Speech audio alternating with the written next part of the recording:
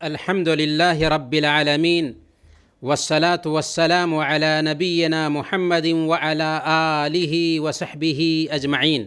پیارے بھائیوں اور دینی بہنوں، السلام علیکم ورحمۃ اللہ وبرکاتہ۔ ایک مسلمان کا معاملہ اللہ کے ساتھ بالکل ویسا ہی ہوتا ہے جیسے ایک خریدے گئے غلام کا تعلق اپنے مالک کے ساتھ ہوتا ہے، کہ ایک مسلمان ہر وقت اللہ رب العالمین کے حکموں کی تعمیل میں لگا رہتا ہے اور ایک لمحہ کے لیے بھی اس کی نافرمانی کی ہمت نہیں کرتا، کیونکہ وہ مسلمان ہے۔ اور مسلم کا عربی زبان میں ایک معنی ہوتا ہے نکیل زدہ اونٹنی، وہ اونٹنی جس کے ناک میں نکیل ڈال دی گئی ہو۔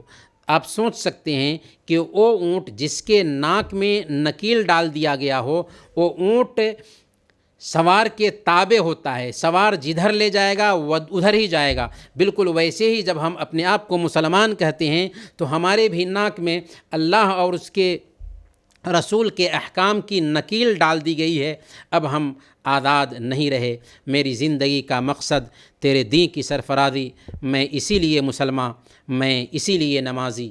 یہ رہی تفصیل کہ ایک مسلمان کا معاملہ اپنے رب کے ساتھ کیسا ہوتا ہے۔ اب سوال یہ ہے کہ اللہ کے ساتھ ہم اس تعلق کو کیسے بحال رکھیں، کیسے مضبوط کریں۔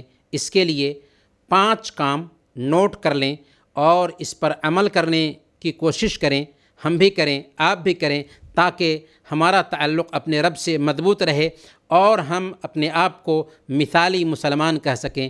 پہلے نمبر پر فرائض کی پابندی کریں اور منہیات سے اپنے آپ کو روک لیں۔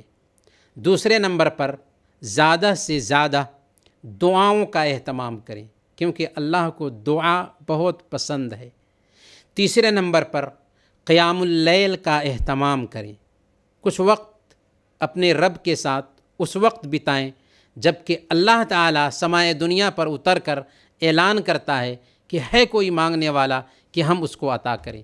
چوتھے نمبر پر اللہ کی کتاب کے ساتھ دن ہو یا رات ہو کسی بھی وقت روزانہ کچھ وقت بتائیں۔